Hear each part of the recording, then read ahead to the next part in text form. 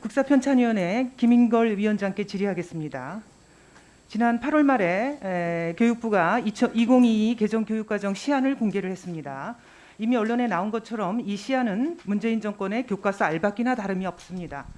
지난 2018년에 문재인 정권의 입맛에 맞게 왜곡되고 좌편향된 교육과정을 한층 더 개혁했기 때문입니다. 왜 이런 교육과정이 나왔겠습니까?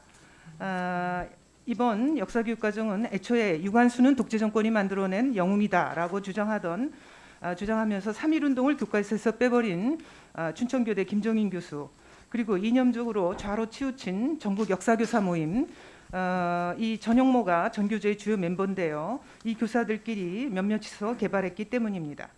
그래서 이번 역사교육과정을 둘러싼 국민의 우려가 무척 큽니다. 국민참여소통 채널에 접수된 7,860건의 의견 중에 상당수가 역사교육의 좌편향에 관한 우려였습니다. 그래서 본 의원이 지난 9월에 이번 교육과정 시안의 문제점과 관련해서 국사편찬위원회에 공식 입장을 묻는 서면 질의서를 발송했습니다. 국편은 제가 질의한 13개의 문항에 대해 아무런 답변도 하지 않은 채 공식 입장은 없다는 달랑 한 문장을 답장이라고 보내왔습니다. 저 화면 보십시오. 국편위원장님, 왜 답변을 거부하셨습니까? 저희 국사편찬위원회는 사료를 수집 편찬해가지고 한국사 연구의 발전에 도움을 드리는 그런 역할을 하고, 거기에서 나온 결과들을 저희 기관 홈페이지라든가 우리 역사넷이라든가 이런 기구들을 통해서 학생들이나 교사들에게 알리는 그런 역할을 하고 있습니다. 따라서 그런 것에 대해서 특별한 의견을 가진다는 견해를 표현할 수 없고, 또 그렇게 특별한 의견을 가져도 안 된다고 그렇게 판단합니다. 참 듣다 보니 말이 되는 말이 아닌데요. 아니, 한국사를 사료 편찬하고 한국사를 보급하는 기관인데 의견을 가지면 안 되면은, 그러면 사료 편찬은 뭐 하십니까? 일종의 사료 편찬이라는 게 뭡니까? 우리가 퍼즐 맞추기 위해서 하나하나의 퍼즐을 꽤 맞춰서 전체의 목적이 뭐예요? 사료를 편찬하는 목적이 한국사를 그려내는 거 아니에요? 그리고 한국사를 아까도 기관 보고할 때 뭐라고 그러셨어요? 한국사 이해를 증진시키신다고 했는데, 한국사 어떤 내용의 한국사를 이해 증진시키려고 하는 겁니까? 사료의 수집 편찬을 제가 질문하지 통해서 않았어요. 제가 나중에 물었을 때 답변하십시오. 국편의 기능이 한국사 사료 편찬과 한국사 보급인데요.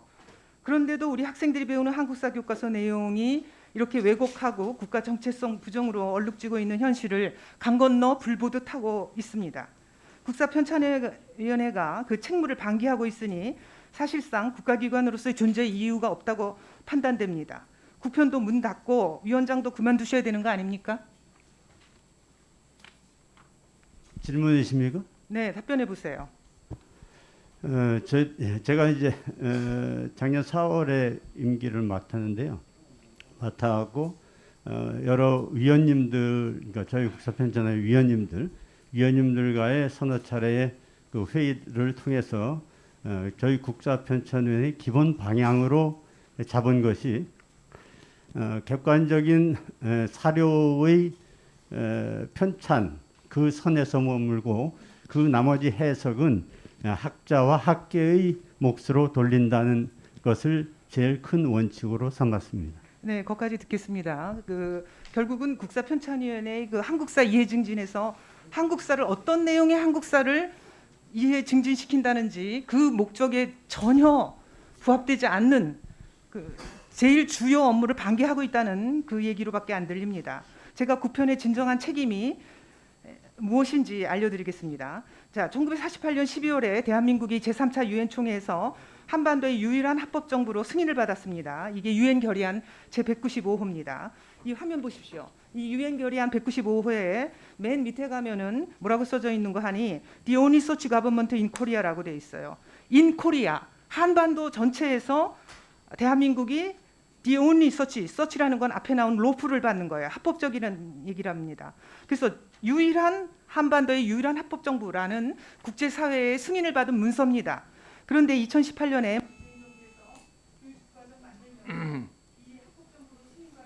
빼버렸어요.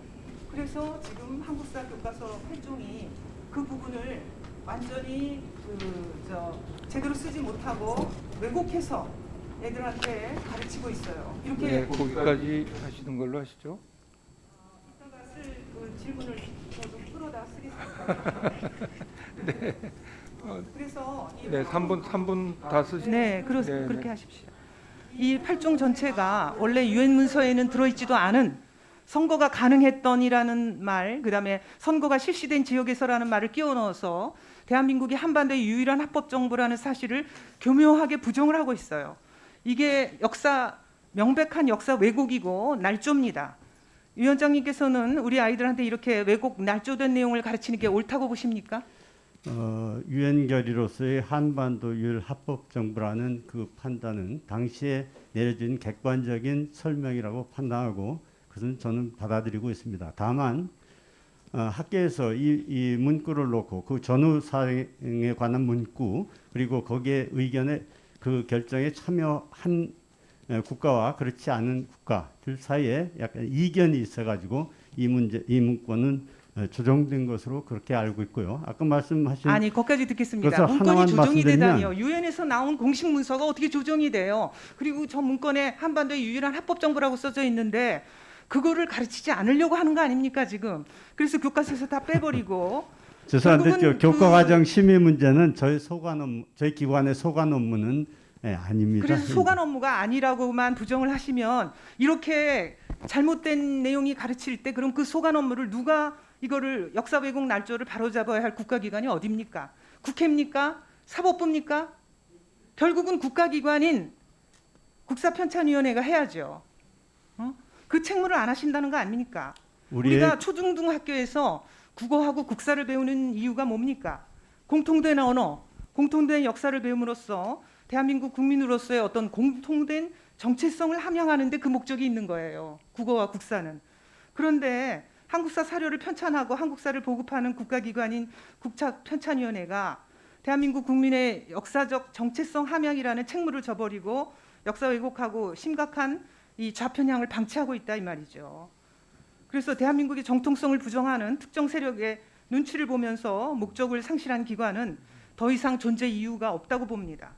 보신주의에 갇혀서 국민 혈세나 축내는 기관을 계속 그대로 유지해야 할 것인지 국민들께서 판단해 주십시오. 국민의 대표로서 국정감사를 통해서 다시 한번 요구합니다.